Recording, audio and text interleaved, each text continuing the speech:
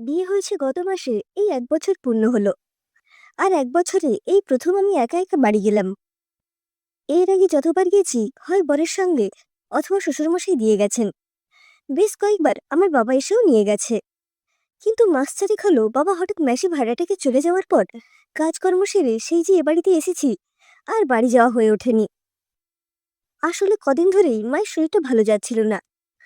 ফোনে ৪ বেলা খোঁজ নিচ্ছিলাম ঠিকই, কিন্তু মনটা খুব আনচান করছিল। আমার এই অস্থিরতা লক্ষ্য করে শাশুড়ি মা আগের রাতে বললেন, বুঝলে বৌমা, তুমি কালকেই বাড়ি চলে যাও।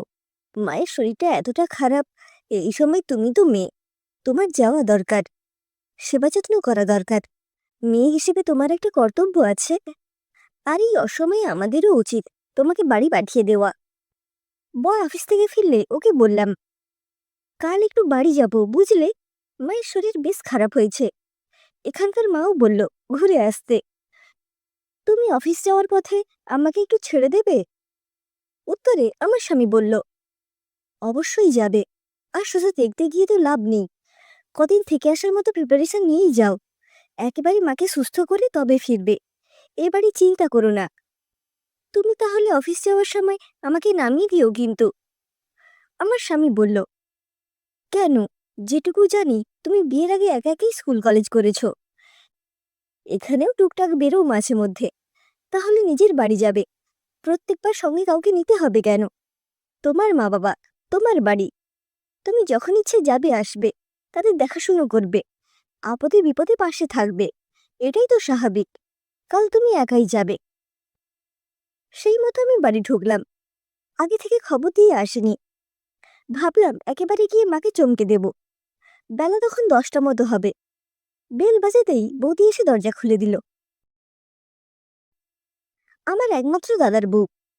সে তো আমাকে দেখেই একমুখ হেসে বলল, আরে আরে, বুনি যে, এসো এসো। আমি হেসে ভেতরে ঢুকে এলাম। দেখলাম বৌদি দরজায় দাঁড়িয়েই আছে।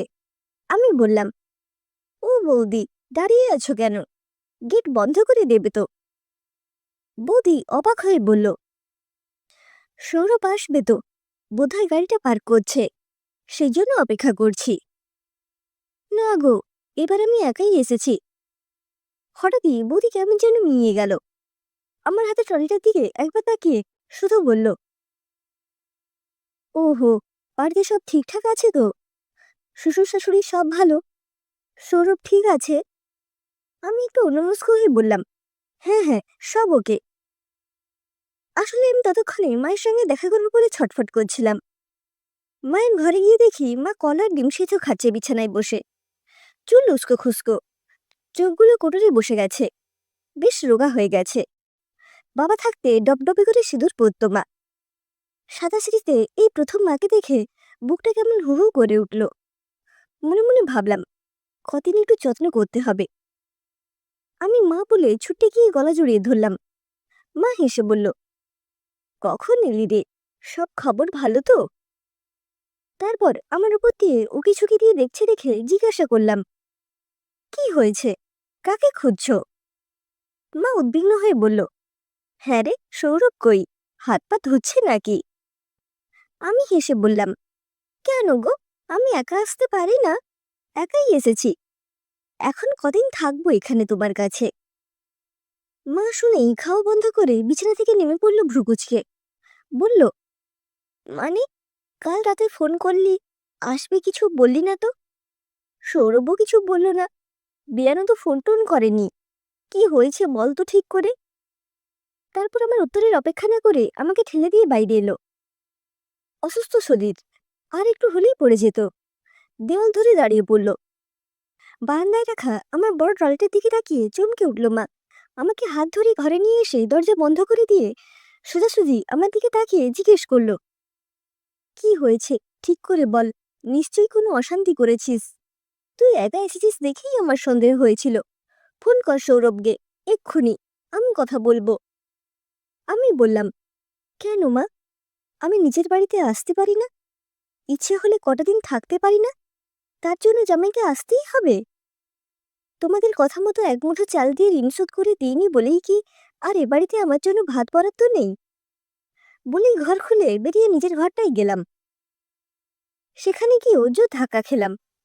তাকের বইগুলো সব উধাও। আমার ছবি আঁকার রং তুলি প্যালেট সব এক কোণে ফেলে রাখা। পর্দার রং বদলে গেছে। আমার শখের ছবিগুলো দেওয়ালে নেই।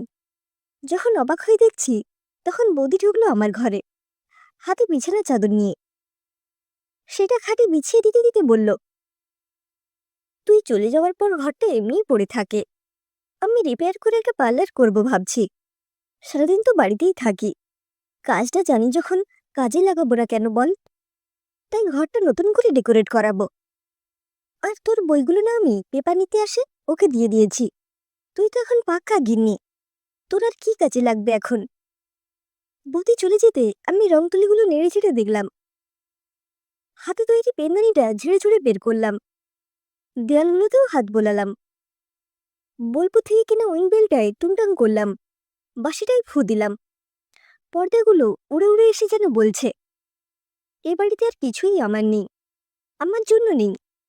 শুধু অতিথির মতো যাওয়া আসা ছাড়া অবশিষ্ট আর কিছুই পড়ে নেই। দুদিনের বেশি থাকলে এ বাড়ির লোকজন বেচার হবে, দুশ্চিন্তা করবে।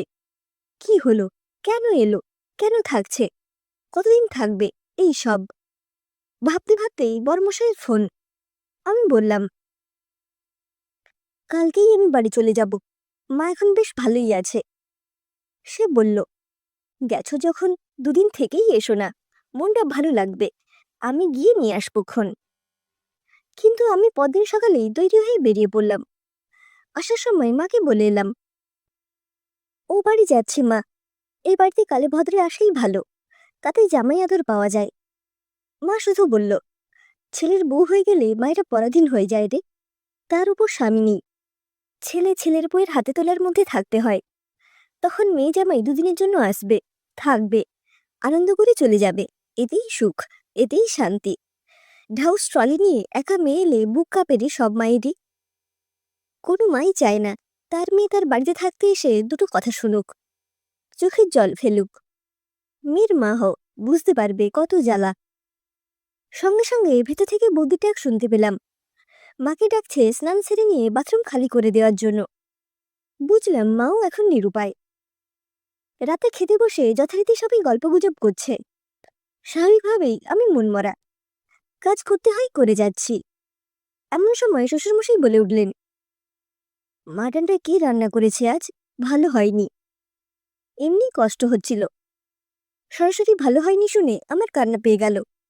আমার চোখের কোণে জল লক্ষ্য করেই শ্বশুরমশাই আমাকে ডেকে মাথায় হাত বুলিয়ে বললেন, মন খারাপ কেন মা লক্ষ্মীর? ভালো হয়নি মানে কি সবসময় খারাপ হয়েছে বোঝায়? আরে আমি বলছি শুধু ভালো হয়নি, দুর্দান্ত হয়েছে। বর ভাত খেতে খেতেই ইশারা করে বলল, জাস্ট সুপারব। তারপর শ্বশুরমশাই জিজ্ঞাসা করলেন, বৌমা তুমি তো বেশ কদিন থাকবে বলে বাড়ি গেলে, আজই চলে এলে যে? ও মায়ের বাড়ি ওইটুকুই ভালো বাবা, বাড়ি ছেড়ে থাকতে ভালো লাগে না। চিন্তা হয় তোমরা কি করছো, কি খাচ্ছ, গাছগুলো জল পেল কিনা, শাড়িগুলোই বা কে তুললো, মায়ের প্রেশারের ওষুধ খাওয়া হয়েছে তো, তোমার ছেলে সময় ঘুম ভাঙলো কিনা। বলেই হঠাৎ মনে হলো, এরা তো একবারও মেনশন করে না ওটা আমার বাপের বাড়ি। অথচ মা বুঝিয়ে দিল এখন ওটা আমার বেড়াতে যাওয়ার একটা ডেস্টিনেশন। অজান্তেই আমার নিজের ঠিকানাটা অন্য বাড়ি হয়ে গেছে।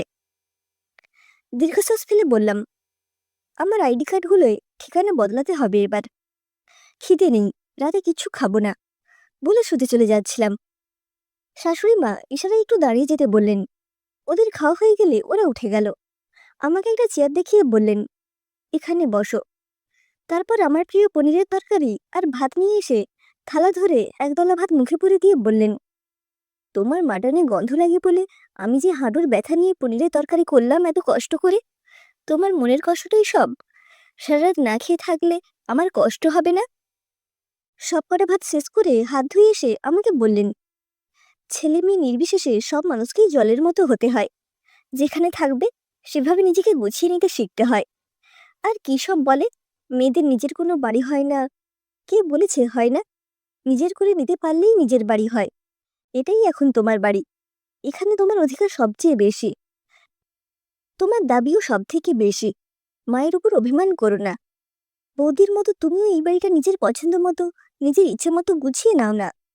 মায়ের বাড়িটা থাক না মাঝে মধ্যে হাওয়া বদলাবার জায়গা হয়ে। খুব অসুবিধে হবে কি? আমার তখন চোখের কোণে জল, অথচ মনটা কেমন হালকা হয়ে গেছে। এত জোর দিয়ে আমার বাড়িটাকে চিনিয়ে দেওয়ার জন্য মাকে একটু জড়িয়ে ধরতে গেলাম। মা কপট রাগ দেখিয়ে বলল, এটো মুখে এসব করতে এসো না, যত আদিক্ষেতা। হ্যাঁ, সবসময় শাশুড়ি কথাটা জুড়ে না দিয়ে দু এক সময়ে প্রাণ খুলে মানুষটাকে মা বললেও তো বলা যায়, বিশেষ করে যে আমাদের নিজের মেয়ে মনে করে যত্ন করে।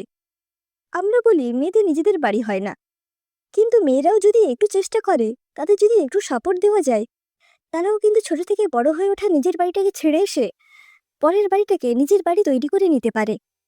তারাও বিশ্বাস করতে পারে জন্ম অন্য বাড়িতে হলেও বাকি জীবন তারা এখানেই কাটাবে। কারণ মুদ্রার এ পিঠটা সত্যি হলেও ও পিঠটাও তো মিথ্যে নয়। যদি গুণবান শ্বশুরবাড়ি থাকে তার সনে, তবে সংসার সুখের হয় সে রমণীর গুণে।